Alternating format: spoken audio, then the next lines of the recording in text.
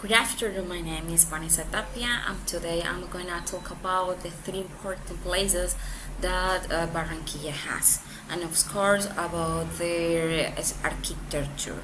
So the principal is the Bridget Pumarejo. I have two pictures in which you can see how is the Vic, this bridge, and the important that Barranquilla has and invest in this bridge, because remember that Barranquilla has the river Magdalena, so has the most important ports here in Barranquilla, and so for that reason the government invest in infrastructures, in a quality, and of course guarantee innovations that so permitted that the economy increase. So here you can see it's big, it's in a new bridge, it's totally new.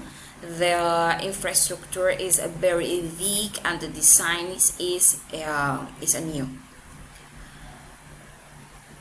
So the second place that I'm going to talk about is the Malecon Drive. The Malecon de Barranquilla. This Malecon is designed first for the people, for all the country, because it's near to the river, and the second is in a good place in which you can run, walk, enjoy with your friends, because it has different restaurants, and the most important is that you can see the river near of you. So that's permitted that all people in Barranquilla, the different people in the country, comes to Barranquilla and visit this structure, because it's very big. It's around to the river and permitted to see different activities that currently Barranquilla has. And the last is Metropolitano Stadium. Do you know the Metropolitano Stadium is the House of Colombia?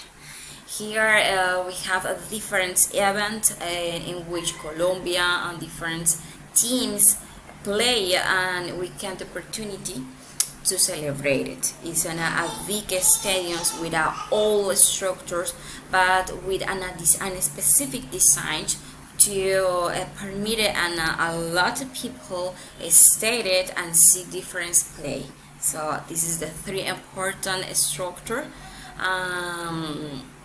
places and architectures that Barranquilla has. So thank you, bye bye.